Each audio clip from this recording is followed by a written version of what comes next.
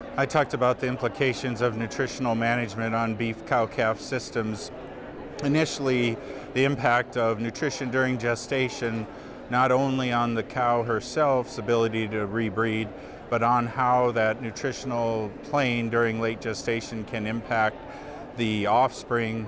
We've shown that not supplementing cows on winter grass that were down to a mid-4 body condition had steer calves that were lighter at weaning, lighter at slaughter, and lighter live weights, and quality grade percent choice and upper 2/3 choice were lower.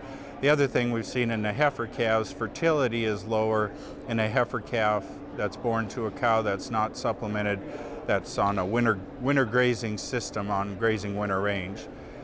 The second part of my talk talked about the next step in development of heifers and different nutritional programs. And with high feed prices, we're going to need to put these heifer calves into the cow herd at a low input system, or their profitability is probably going to be pretty low. So we talked about developing heifers on winter range, corn residue with a minimal amount of supplement, exposing all the heifers for a short period of time. We found that pregnancy rates are probably in the mid-80s, and that those open heifers in that system are a profitable enterprise, and that they're a very, very valuable feeder commodity. We this year exemplified that more than ever. An open heifer actually was worth more than a bred heifer due to the shortage of feeder calves and also the drought situation. The animal's response to the environment prior to breeding is probably going to be dependent on her environment before that. So a good example is in heifers that are in a feedlot that are on a really high gain, and then they go to pasture and the nutrients aren't there to keep that gain up. And I think we see a lot of embryonic loss if that's the case.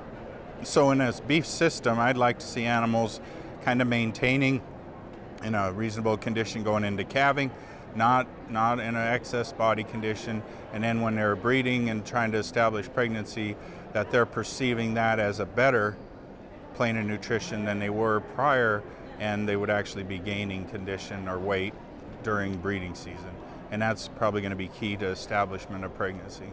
So there's limited feed resources this year, and some people are limit feeding cattle. We've got a lot of cows on corn residue in Nebraska.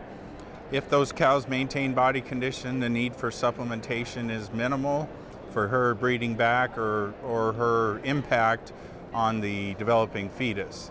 Now, the real issue becomes if animals go into a negative energy balance on a low quality feed stuff, we're probably going to add some protein to correct that, and that'll correct the body condition drop and should decrease the impact of any negative effects on the fetus.